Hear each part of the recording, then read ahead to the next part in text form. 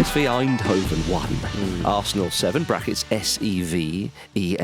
What an evening for the Arsenal, Petey. Bring Josh Kronke out every time to have a chat with Arteta, that's all I'll say. Yeah.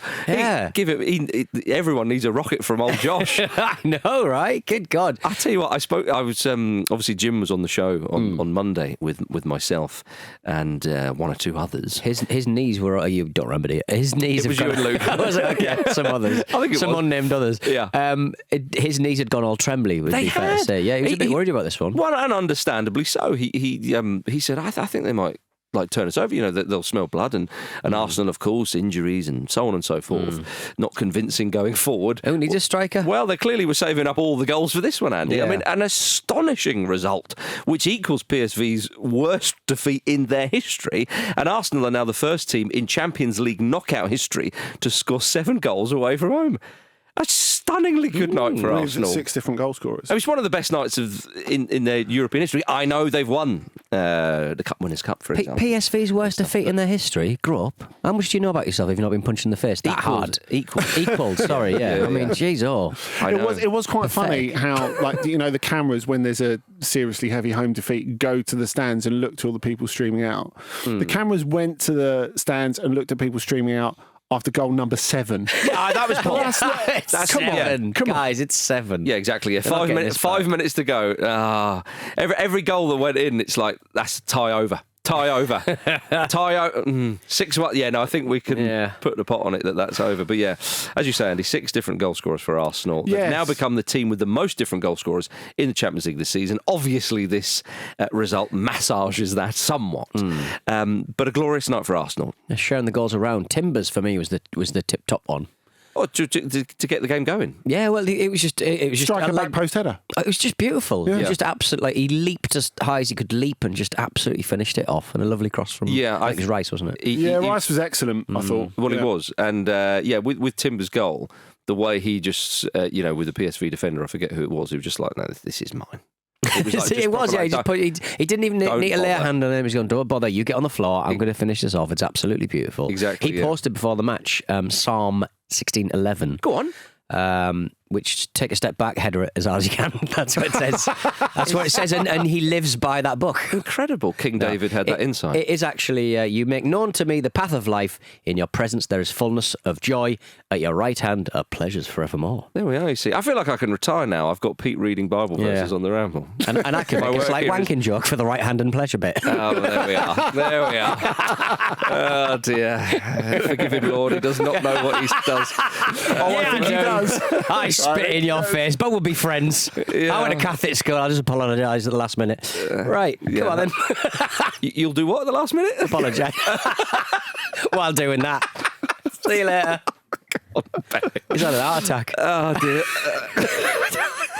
Well, anyway, it's a great verse. It's a great goal. Great verse, great book. And Arsenal gave him the old one too. I mean, Nwaneri, who's having a great time, of course, makes it 2-0, and you're thinking, this is fantastic. But then the moment happens when Miles Lewis-Skelly's thinking, how do I get more involved in this game? He really seeks to stamp his authority onto matches, doesn't he? Yeah, so Mark Clattenburg, am I right in saying, didn't think it was a second yellow? Yeah, even though, if he'd wanted to underline it any more, that it was a bookable offence, I'm not sure he could, because he actually clips him twice, once on each leg, doesn't he? And the way he looks at the referee as if to say, please don't. Please, this is a really big night for me. I've done it again. Oh, no. Is there anyone here who doesn't think that was a second yellow? Hands up. Peter? I think it was a second yellow, personally. It's a second yellow all day long. He simply cannot keep doing this. It's just ridiculous. Man, they've completely, because look, I understand Arsenal have gone on 1-7-1, so I think they probably would have still had enough, wouldn't they? But it changed the game totally. My son messaged me to say, this is disappointing, the referee has deprived him of his record. Yeah, indeed. But I mean, moments change games, blah blah blah. Yes. I don't think that Arsenal team is sort of 7-1 better than that PSV team, if you see what I mean. They're better than them. It was, no, you're right, it was momentum as much as anything else. Totally, yeah. It? But, obviously PSV, they'd hit the bar, they'd come close. If he gets sent off there, suddenly it's like, Arsenal, you're 2-0 up, maybe consolidate what you've got. Yeah, they might have gone on and 1-3, something like that. But a totally different game. And I think if you are a PSV fan, you'll be thinking, bloody Nora, like that's got to be a second yellow. As the game pans out, it feels like a distant memory and an ancient history already. Right. So I understand that point. And I did like the contrition of Arteta subbing him before half time. Well, that's all he could do. Yeah, well, I think the fact is that they went 3-0 up, and Arteta's thinking, God, we could really finish the tie. But we will need 11 men on the pitch, right? That's enough. Because you thought to yourself, is he going to sub him off? But if he subs him off like immediately after that incident, it's an admission of guilt, isn't it? Right? The referee might retrospectively go, I got that wrong, didn't I? I'm going to book him for anything he does now. I mean, if you've stolen something, you would walk very slowly out of the shop. Exactly, Andy. Rather than run out of it. Indeed. Right. And I thought it's avoiding your dad and mum when you've come home drunk from the nightclub, isn't it? Really? It's the very definition of sneaking upstairs, or in the nightclub, if they're there. But I thought he was going to wait till half time because that would be the done thing. And as I said, I think when Marino scores that third, he's thinking, no, we're on for a famous night here. I can't let him ruin it. So let's just do it now. And especially when the third goes in, there's a bit of movement, a bit of chat, and the focus is elsewhere. I think it was the perfect time to bury bad news. Yeah, you could argue. I mean, I think Arsenal really, really needed this after the last couple of weeks. And it was all the planets aligning, I suppose. And you think it was a great night for Odegaard, Marino, who's, I don't want to say growing into that role because he is such a stopgap there, but made the most of that particular Strikers always want to score, Andy. As well. Especially when there's 7 goals among them, But I think, funnily enough, I was with Jim in that PSV could be dangerous because PSV were excellent in the last round against Juventus. In the second leg particularly, they were brilliant. Now, since then, they've lost twice to go-ahead Eagles. I'm not sure if they've lost twice to go-ahead Eagles in their history before, let alone twice in a week. Funny fixture congestion, isn't it? Yeah, exactly. A, to get knocked out in the semi-final of the Dutch Cup, and B, to be 8 points adrift of Ajax, who are not an exceptional Ajax team, I think it is fair to say. Call them by the full name. Jordan Henderson's Ajax. Right, apologies. He's improved them since he's been there. It's all been him, Marcus. You've got me there. I think the interesting thing, though, is if you look at what has caused PSV to, because they've drawn a lot of games in the Eredivisie, you've seen them and you thought, well, the form's not catastrophic, is it? And of course, the fact that they beat Juventus and played brilliantly in the middle of that. But defensively, they are exactly what someone who wouldn't like Peter Bosz would claim Peter Bosz sides are like. Right. So at the end of that, and obviously it's been sort of tipped a little bit like that, Walter Benitez, the goalkeeper, he's conceded, I think, 30 goals in 12 games in this calendar year so far. So it's an existing problem, and I can't think of a worse side to chase a game that they're losing to against high-quality opposition than a Peter Bosz side. Of course, I always bring this up on OTC. He famously, in his time at Dortmund, said, what's plan B? Is to do plan A better. Yeah. He's not interested in defending at all. And I think what's been brilliant seeing him at PSV is him getting to this point where he's in his 60s and he's like, I told you I was going to win a league title. I always knew I was going to win a league title. We didn't know you were going to win a league title, particularly because you play that reckless brand of football. It really worked last season, and is really undoing them when they're on a bad run now. Yeah, I know what you mean. I mean, what is his reputation at the moment like? Is it that it's just a bit reckless and it's kind of like there is no plan? No, but that's him. He's completely blinkered in the way that he wants to see things. It's largely worked really, really well at PSV, and it's been entertaining. That they've been able to beat Arne Slot's final to the title last season was brilliant. That was the reason that Slot stayed the extra year. He might have gone to Tottenham otherwise, and it's good for Liverpool that he did stay the extra year, obviously, with the way it's turned out. And to beat them to the title, and they started this season imperiously as well. But I guess it's that thing that when you hit the weak spot of a coach, can he respond or does he just double down? And I think we're kind of seeing the answer to that with Bosz at the moment, maybe. Well, in his post-match interview, he said, "Don't back down, double down." And I thought, that was a very interesting insight into the man. An awful night for PSV. Could have been different, of course, with that second yellow. Would have been blah, blah, blah. But it wasn't given, Peter. It wasn't given. Arsenal ran away with it. And even then, when PSV score their penalty, which was a penalty. I mean, Thomas Partey, it was kind of, what did he do? Oh, yeah. That was good refereeing that. They score and you think, okay, just before half-time, what are they going to do after it?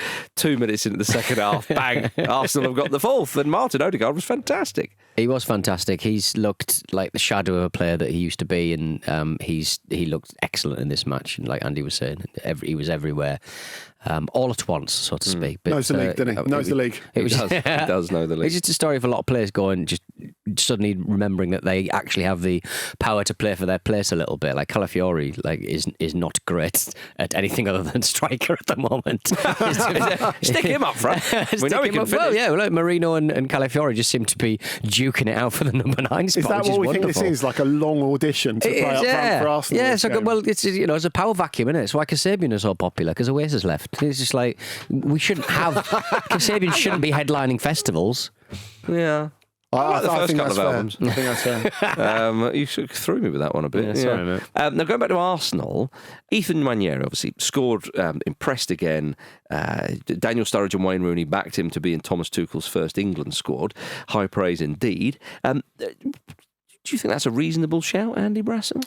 Do you think it's a bit... I don't think it's an unreasonable shout, but I think there's a lot of good competition ahead of him. Yes. I don't see there's any massive need to rush him. Mm-hmm.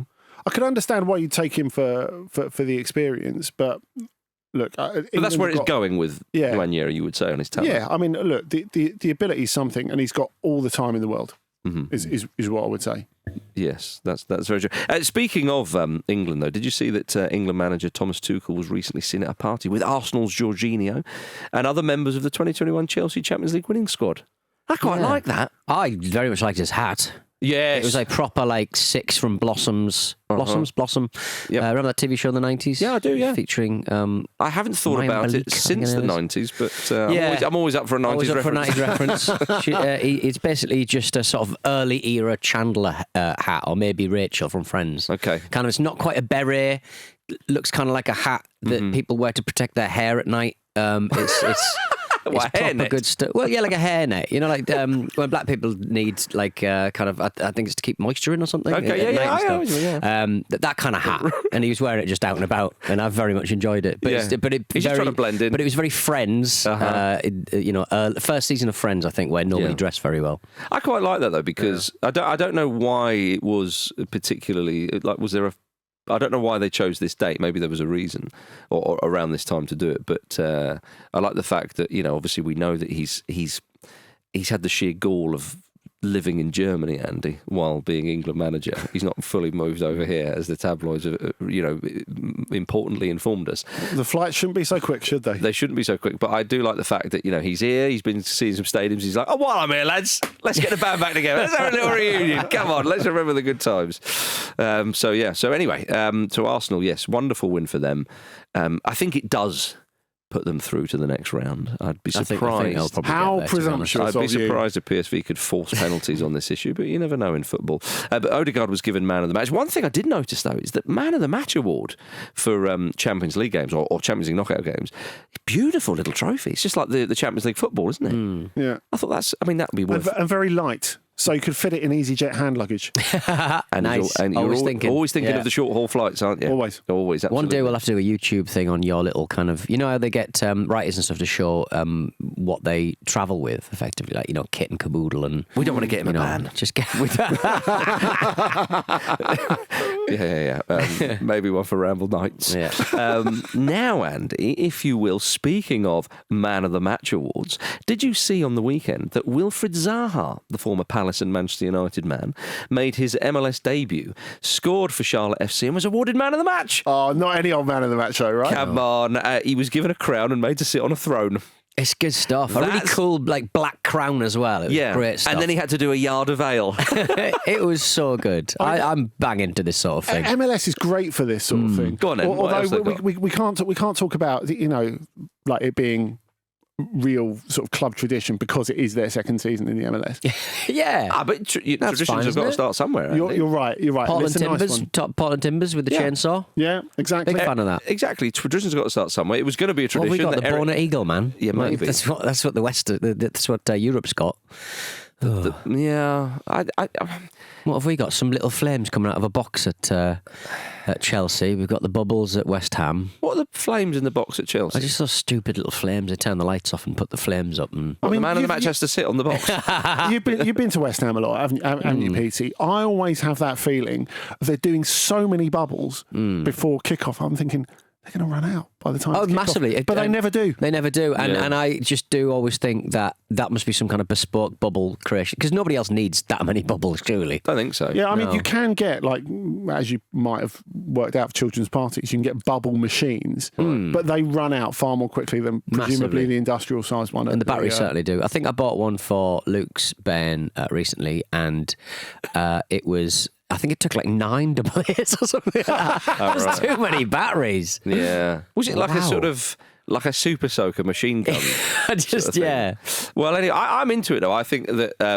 And what I liked as well is that man of the match, like straight after the game, you're like probably sat there crowned, and it's like, you get proper. But imagine going back to the dressing room with all of like your mates and they're like, crown on. Who do you think you are?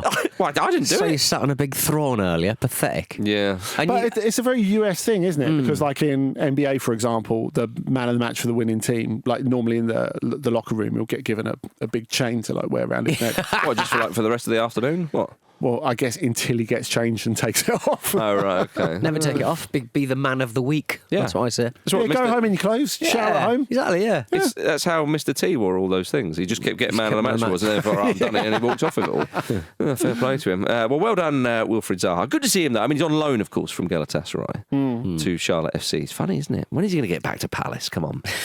Never, sadly. Do you think? No, I don't think he is. And it's weird, when they offered him the contract to stay, before he went to Galatasaray, they should have never offered him that. I mean, why is that, do you think? Well, because by that point it was Elise and Ez's team. Yes, I think he realised that, and also he wanted to go and play Champions League football somewhere. Which he's done, yeah. So people looked at him and thought, why Galatasaray? It's really left field. It's actually not that left field. When you look what was out there for him, I think to go and play Champions League football in a massive stadium for a team that challenges for the league, that plays in front of 55,000 every week in a mad atmosphere, I think that was fair enough. But totally different cultural experience as well. Yeah, totally. And a chance to win a trophy, which he did. He won the league, didn't he? Yeah, that's right. I mean, I think the cultural bit he found quite difficult. Right, okay. I got that sense when I was talking to him. I base a lot of my cultural thinking on how you operate, Andy, and you just sort of slip into whatever's there. So yeah, I can understand it. He apparently, it turns out, he's not as much a fan of grilled meats as I am.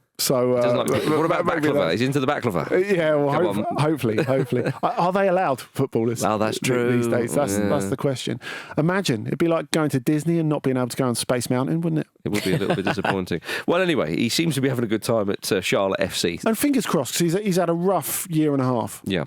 He sort of started his career in quite a rough way, you would say. Like he got signed for Manchester United by Alex Ferguson, and then like a big bait and switch happened, and then you got David Moyes, and you sort of think that if Ferguson had still been in that job, we would have been talking about him as like one of the greats. But he just always seemed like a missed opportunity. I feel like we can still talk about him as a Premier League great. He's certainly a Crystal Palace great. He's definitely. Probably one of their best players. Don't you think? This is the disappointing thing for me, and how like.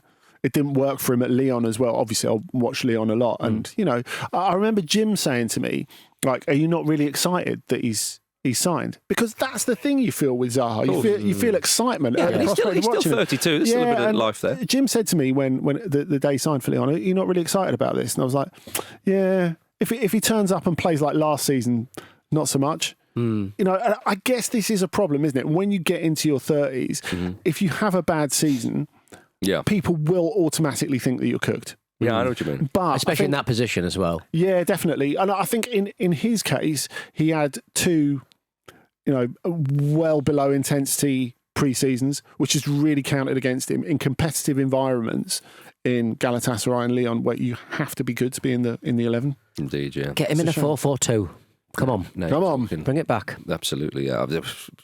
It's a campaign worth your time, everybody. Coming up after this, Aston Villa get revenge in Bruges, or Brugge, if you prefer. Comes all the way across. Townsend. Oh, one more. My, oh my. My sweet grandma's apple pie. Yes. Welcome back to the Football Ramble, everybody. More of that. You've had a stinking week, the USA, but we love your football stuff. They have. They've had a stinker. Has it been a worse week than Europe? Well, they've caused a lot of it. Anyway, we don't have time for politics. No. Club Brugge 1, Aston Villa 3. You like it? I'm saying Brugge, Randy, because you're here. Excellent. If you want, I'll be saying Bruges. Okay. Thank you. Although you still say Sporting Lisbon when I'm here. No, I say it when you're not here. Oh, do you? Right. Yeah, just for the bants. Just for the bants. Anyway, Aston Villa. Why do I get the hate mail about it? That's the problem, even when I'm not involved. Because we send it your way. Aston Villa win in Belgium. Let's have an amnesty on that. It was their first knockout tie in the European Cup / Champions League since 82-83. Of course, since that quarter-final in that season. And Leon Bailey gave them a dream start, just 2 minutes and 15 seconds. And lovely finish, Pete Donaldson. It was. Considering it was a for a crowd of players, and the ball was high, and he took it on the sort of half volley, very controlled into the corner. But it really set the kind of tone for the whole match. Really, it was confident and positive. The Aston Villa were proactive, and that's how they come on to win the penalty later on in the match, which really sealed it for them. But it was a lovely hit through a crowd of players. Very enjoyable. Yes, indeed. Yeah. He became only the second Jamaican player to score in the Champions League, excluding qualifiers, after Wes Morgan. That's surprising to me. Indeed. Let me guess, Wes Mongs was a header? I can't remember. No. But nice to hear Wes Morgan being mentioned in the Champions League chat, though. But it was a great start, though. Bailey, of course, previously played in Belgium for Genk. What a start it was, although they were pegged back. But it was 2 late goals for Aston Villa that won them the tie.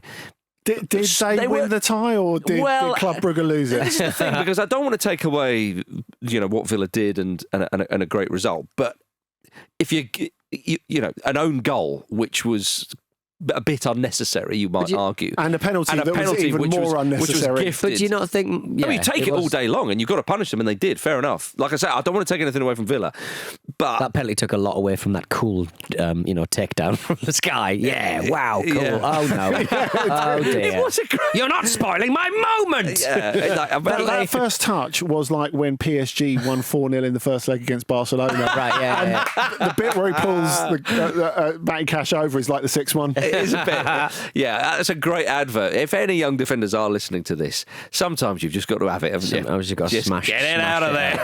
But I mean, even said though, I thought Bruges' equaliser comes from an Aston Villa move. I just think they were really up for this one, and away from home, it was a really, really good performance, and I think they forced the issue with it at Bruges, and well done them. Well, I think Brugge are looking at that, like thinking, how the bloody hell did that happen? Yeah, the last 10 minutes, because they're pushing for a winner. Yeah, and it's not them pushing for a winner that leads to the goals. It is. Yeah, it's just individual errors. Yeah. I know what you mean, but again, from Aston Villa's point of view, it's just what they needed, because Villa's form has been sort of scrutinised, since they got through that first phase of the Champions League. But they've been great on the road in the Champions League. They have been great on the road, that's if there is luck involved, they've definitely earned it over the last couple of months, because they've been one of the teams to watch in the Champions League. The Emery effect. Oh, yes. I mean, Tyrone Mings' goal line clearance at 1-1 was crucial. Ali McCoy's called it the save of the season. Yeah, I've never seen just a decisive touch be so feather soft at the same time. Yeah. Like, everyone was saying it was a really important clearance, but I was like, he barely touched it. Yeah. It was such a feather-light hit. He did enough, didn't he? He did. Mings said before the game we had unfinished business, because, of course, they lost 1-0 away to Club Brugge in the league phase of the competition. So, and him in particular? Yes, indeed. Of course, it wasn't a save that he made with his hands. That's right, yeah. But it's a great win for Villa, because it sets it up nicely for them at Villa Park, of course, having that cushion. Because, again, at the moment, I understand that the January signings have made an impact. And again, Asensio scored the penalty. Great to see Rashford back in the Champions League. I mean, again, what a move that has been for him. I know it's only on loan, but come on. But I would have been a bit concerned had this game finished. If Brugge had finished like a goal ahead, or maybe even a draw, you're thinking, it's kind of nicely poised, even though I'm still. And so I think they can just sit back a bit. and hit them on the break if needs be, because you know they can do that. Yeah, I mean, I think even though they'll probably be more proactive at home, I understand. Yeah, the way that Villa go into this is really important, this second leg. And I think you go back to the Conference League last season, where they're huge favourites to go through against Olympiacos ahead of the second leg at Villa Park. And they managed to get taken apart at Villa Park by Olympiacos. So Emery, I think, will be in their ears and their heads about this. So just because of this dominant position, let's not get overexcited. Let's not overthink it. And let's not overthink the fact that, they're likely to have an unbelievable quarter-final, whether that's against Liverpool or PSG. It's going to be absolutely huge. I know there are some Villa fans out there, and I've heard some of them speaking before this game. It's like, we've been brilliant in the Champions League this season, and our reward is probably a quarter-final against Liverpool, which is not great, But I think I can't even think about that yet. No. I think, as well, you don't want to wish away those great home nights at Villa Park. Savour every moment of a Champions League tie at Villa Park, because that's what they've been able to do so far this season. Indeed. I've played at that stadium, Marcus. Well, Villa Park. No, because sorry, Club Brugge. Still, like, it's so good, isn't it? That's even weird. On a school trip. Yeah, school trip. I almost played at Villa Park once. Okay, yeah. I was. But they didn't sign you in the end. I was about 14, I think, and it was a Wimbledon Junior trip, and so we were meant to play the Aston Villa kids and then go to the game in the afternoon. Nice. And so we got to Villa Park at about 11:30 in the morning. Must have been buzzing, something like that. Yeah, and this really rude man in an Aston Villa tracksuit answered the reception at the reception door at Villa Park, and he said, "Yeah, lads, game's been called off. You're going to have to fuck off for a couple of hours." And so that's not impolite. Basically, they just left us out on the streets of Aston, and we sort of tried to club together money for food while the old kids smoked and set fire to stuff. Oh, right. Wow, okay. Is that the thing to do in Aston? That's how Jack Grealish was signed. He's one of the fireboys. Blimey. Oh, that's gutting, Andy. That is gutting. I hope sorry, one day Andy. you get back to Villa Park and you get a game. One of those journalist ones at the end of the season where the pitch is an absolute state. Yeah, before they relate. It's not going to be a Premier League one, is it? Not now.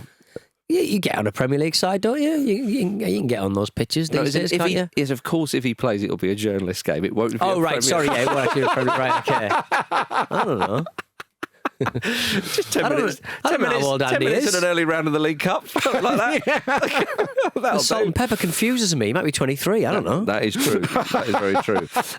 You mentioned Jack Grealish. Did you see he was spotted at a social club in Washington near Sunderland? He was, yeah. Not that far away, although far enough away after Man City's FA Cup win over Plymouth on the weekend. So he managed to get up to the northeast. Looked like a nice pub he was in. He went for a night out in Newcastle after. Oh dear.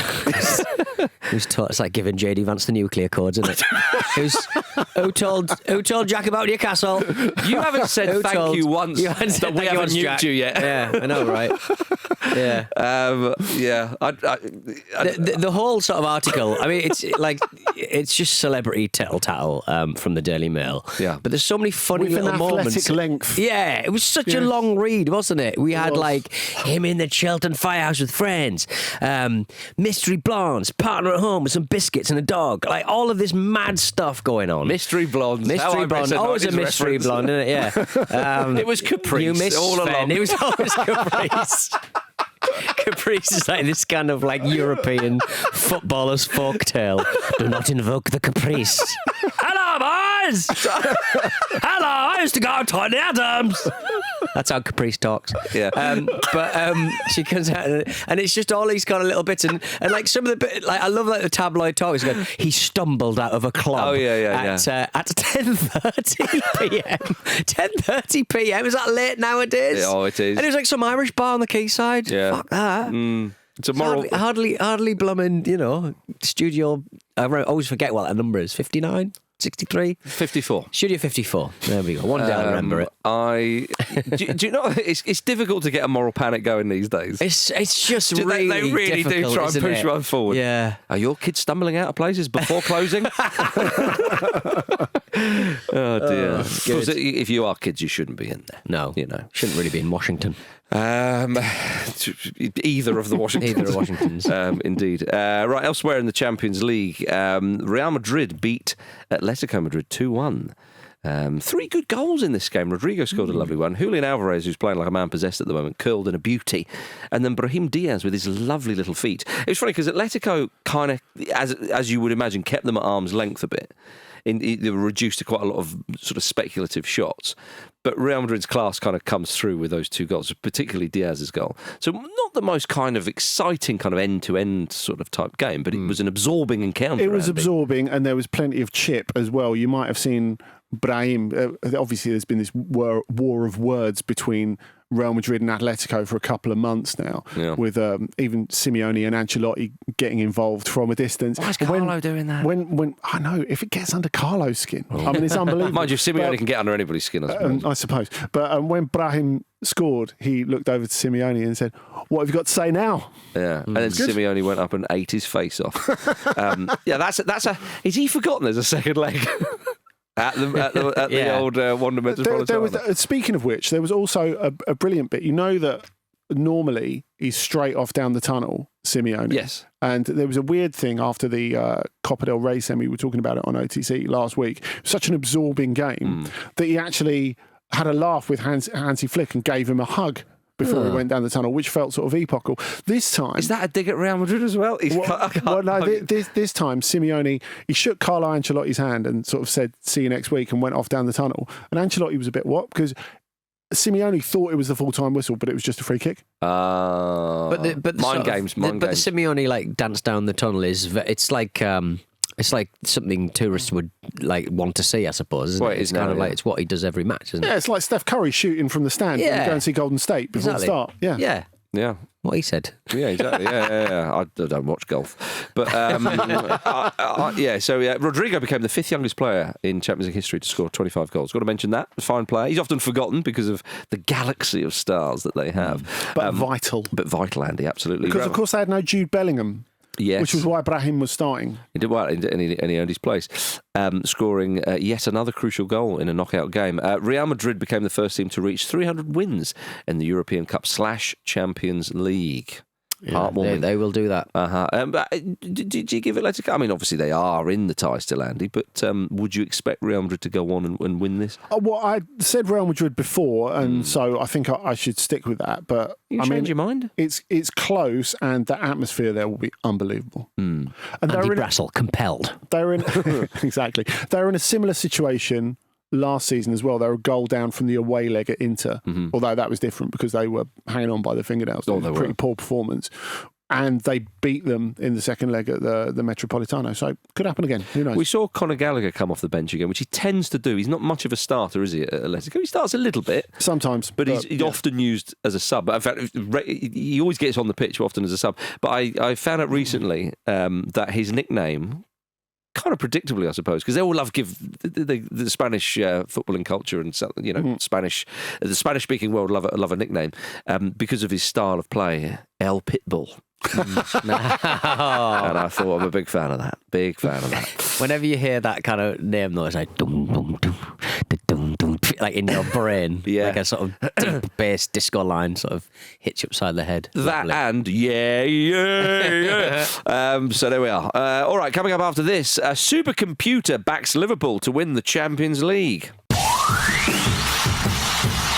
PSG versus Liverpool tonight, 8 p.m. Yes, a supercomputer has Liverpool as the favourites to win the Champions League. My goodness, these computers are getting smart, aren't they, Peter? Right? I saw a horse made of bread last week. The computer simulated the outcome of the Champions League 10,000 times, and Liverpool won it in almost 2,000 of the simulations. Yeah. It's Doctor Strange-esque. Well, I mean, speaking of doctors, you got a 1 in 5 chance of survival. I'll take it, thanks, yeah. I mean, 10,000 times, and they won 2,000 times in this situation. I presume that was they won 2,000 times, so they are the leader in that particular league table. But yes, indeed. Although your comparison about you've got a 1 in 5 chance of staying alive. I think you should flip that and say if you 1 in 5 chance of winning the lottery, right? Okay, fine. Yeah, I'm a glass half empty kind of guy.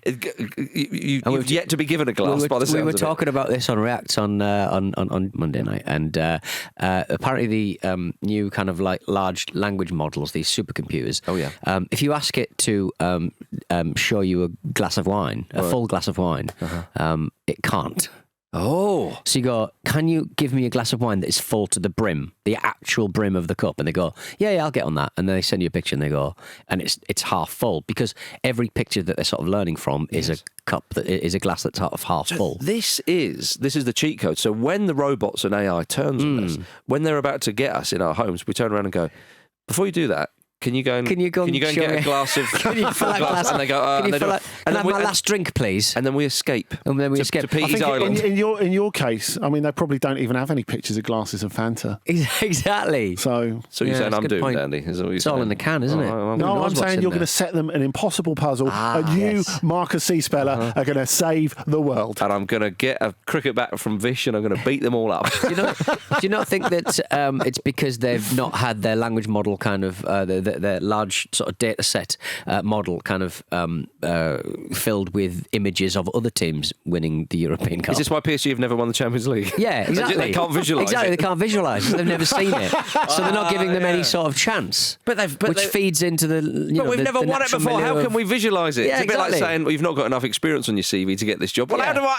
Yeah, how do I get that experience? Yeah, so I'm just thinking the computer hasn't seen enough times where PSG has won the Champions League, so therefore it can't imagine a world where that takes place. Well, and we're the same because we've watched them over the indeed. years. So hence Liverpool are favourites for the competition, and they will be favourites for this game. But this is a meaty encounter, Andy Brassel. Yes, this is a glamour tie, and not even you could deny that. No, I wouldn't dream of denying that. I'm very much looking forward to it. It's a ham on leg. It is. It is definitely. It is. Because it's dangerous as well. Ooh, dangerous. It's the most common domestic accident in Spain. What? Cutting your hand when you're carving a bit off. I thought you meant this tie was dangerous. I do as well. Okay, yes. yeah, fine, yeah. Well, PSG have scored 40 goals in the last 10 games. Ousmane Dembele has 18 goals in his 13 games in 2025. He's one to watch.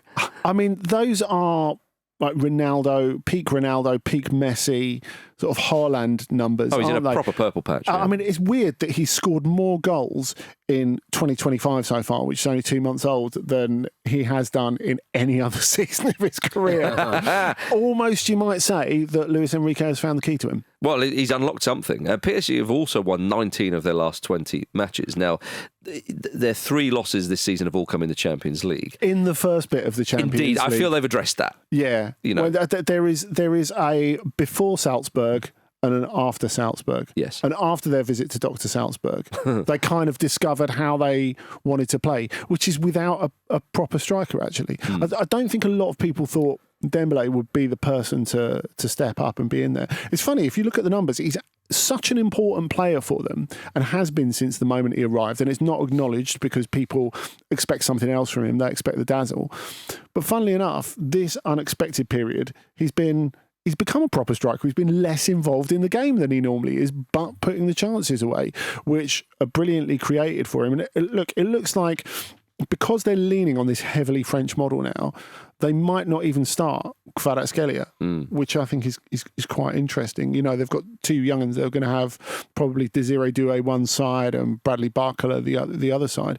And of course, the fact is, whether they include Kvaratskhelia or not, I mean, he is a forward who's really good without the ball, which when they had the big 3, they were never winning the Champions League with them 3 up front, because you can't defend with 8 players and win the Champions League.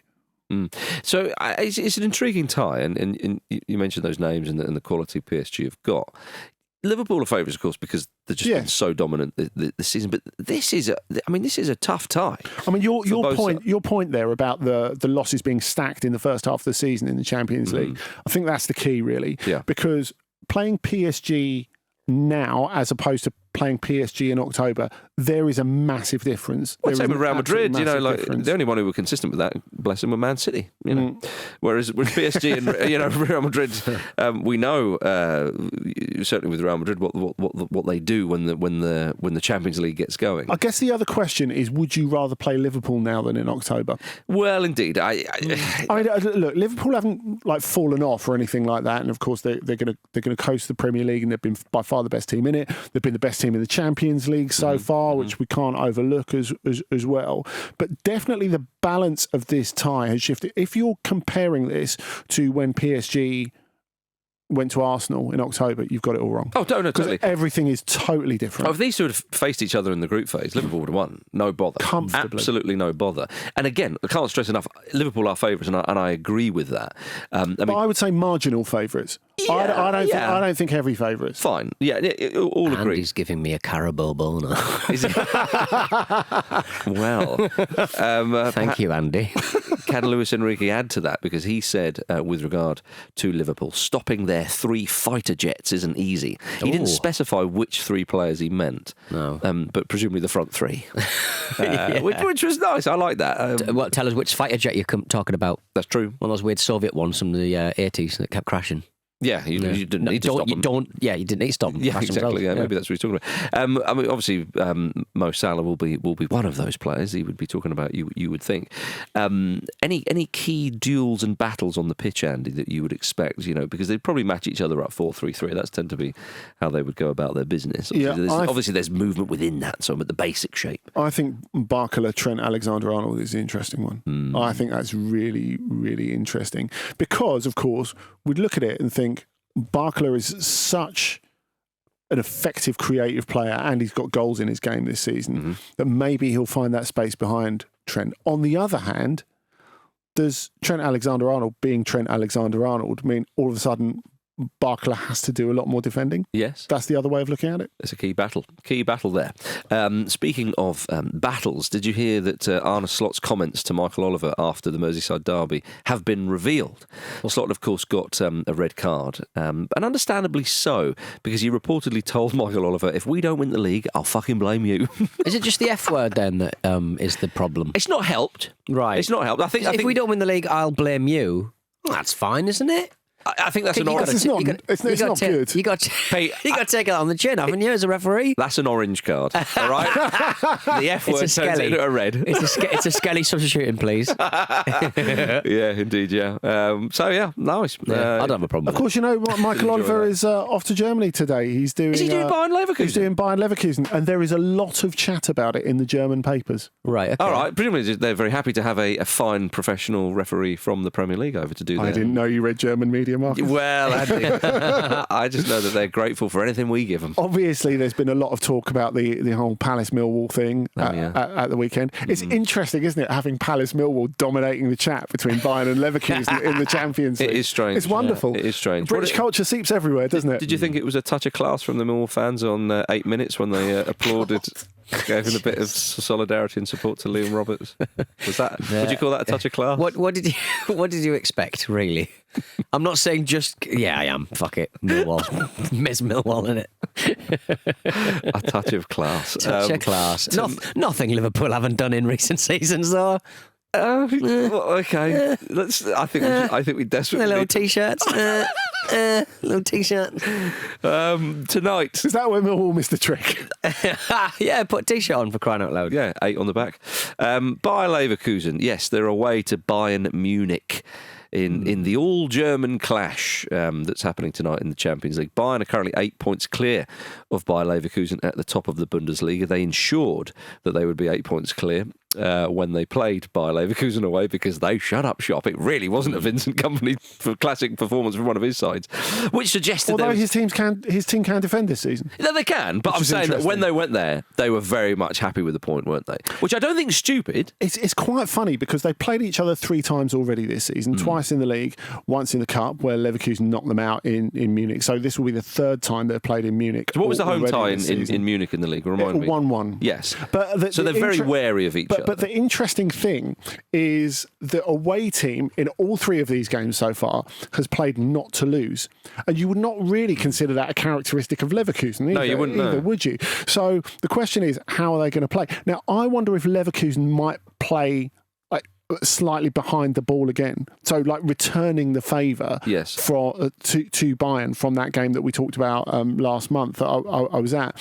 And part of the reason they might play like this, they've got 5 players on a booking that they might miss the second leg if they got booked. And this is another reason why Michael Oliver and his twitchy hands, of course, he cards more than I think he's the second most cardy referee in the Champions League. I think it is. And 3 of those players who are on a booking, Granit Xhaka, Jeremy Frimpong, Florian Wirtz. You don't want to lose any of them for the second leg. And one of the German previews of it that I saw said the thing that you have to bear in mind, of course, is that if they were going to press high against Bayern, if they lose the ball, not only are they 1-on-1 and you could easily get thrashed by Bayern away playing like that, but Xhaka's in trouble because he's really good at mapping out the game, but when the ball's behind him, he's going to get booked, basically, isn't he? Yeah, you would expect. But surely, though, Leverkusen will be thinking Bayern are going to come at us tonight, because Bayern, with that second leg in Leverkusen, it sets it up for Alonso to go right. Tight in the first leg, and then we'll have them at home. Like that just seems. I mean, I know it's a very basic way, and so on, but you would think that would be the sort of psychology. And when I say have, I don't think they're going to go all Peter Bosch, but they're going to try and boss him. Leverkusen coach, of course. There we are. You see, no, all built on his foundations. No, but I mean, again, it's not going to be sort of necessarily swashbuckling, but the emphasis will be on the home side to take the game. Yeah, and I would imagine true, but Bayern, I don't think are going to want to take any unnecessary risks. So you think it'd be just very cagey over? Yeah, I think it will be, and I think the other factor that you have to plot in as well is when it's like when we look at a potential Liverpool Villa quarter final, isn't it? Yeah. When you get two teams from the same country playing each other in a massive Champions League game, no one really wants it. No, they don't. And it tends to be the better side win. There'll be one or two exceptions, but it tends to like Real Madrid against Atlético. We've seen that before, and there's other ones. But funnily enough, that's where Liverpool started getting under the skin of Manchester City, isn't it, in the Champions League? I suppose so. And then with the Chelsea Liverpool games, it gave them the basis to compete with them. Yeah, and maybe I'm wrong there, but I wonder if in this it's funny because you talk about the 8-point gap in the league, and Bayern are going to win the league because they're not going to lose 3 more games than Leverkusen between now and the end of the season. Do it for Harry and Eric. Incredibly unlikely. But I think if you look at that, Leverkusen in this are thinking, yeah, we can have you in this. Well, this is because, of course, Bayern never beat Leverkusen, or they haven't since Xabi Alonso took over in October 2022. Anyway, indeed, and that was going to be my point. Is that again? So perhaps I'm wrong in saying that the team who are the kind of the more dominant team sort of win. I mean, again, when you're talking about Bayern and Real Madrid, I would say that would probably be it. But with this game, on their day, Leverkusen are easily a match for Bayern. The 8 points difference seems quite a weird one. That doesn't really tell the story of the season. No, it doesn't. And I think it tells you, for one, how consistent defensively Bayern have been. Yeah, well, you've got to give Vincent Kompany some credit there. You do. Apparently Bayern and Real Madrid are both interested in Crystal Palace's Adam Wharton. Yeah, well, he's often being linked, isn't he? Well, as they should be, to be honest. He's had a couple of ruffle injuries, but his speed of thought is very much something that every team would need in their very un-English, isn't it? It's a very speed of thought, spraying the ball around. He just seems to be a higher level than everyone around him. I think he's a wonderful footballer. Both of those teams really do need another top-ranked midfielder for next season, and he could be it. Don't they always? Elsewhere in the Champions League, Feyenoord host Inter, not Inter Milan, Andy. International, of course. Thank you. I thought I'd get applause from Andy getting back on side. If you'd have put Milano on the end. Yes, indeed, yeah. AC Inter are going to Feyenoord. Anyway, Robin van Persie was named the new Feyenoord manager less than 2 weeks ago. It's a bit of a Scott Parker, isn't it? Parachuting straight into a Champions League knockout tie. A little bit. What do we think of RVP's coaching credentials? Could this be wily old Inter turning up going, we're going to have this lot?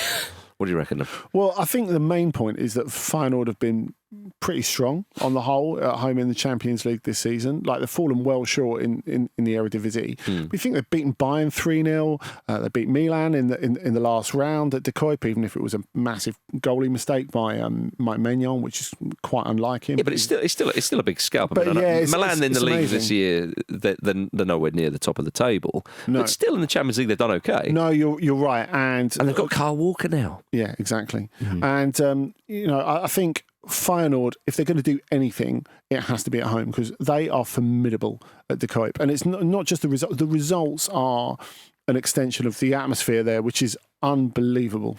You're right. I remember was it their first game in the Champions League when Leverkusen went there and battered them 4-0? Yeah. It was really weird because the crowd there, right, at Feyenoord, I've always thought of Feyenoord as one of those difficult places to go because the crowd are on top. And in that game, they were like, right, Champions League, here we go.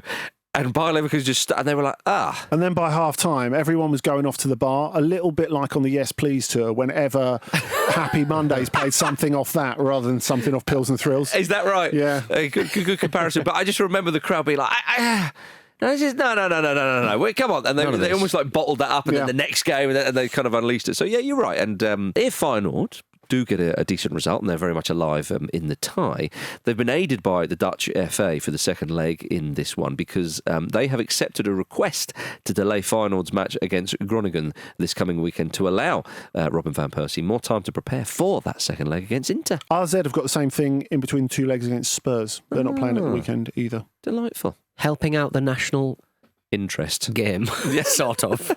In a way. Not the national game, but you know what I mean. I know exactly what you mean. In other news, Barcelona travel to Benfica. Yeah. I want to see some glamorous football. Well, the last time they played each other, remember, Barcelona won their 5-4. Oh, yeah. And the ending to that was unreal. It was ridiculous, yeah. More of that, please. Yeah. More of that.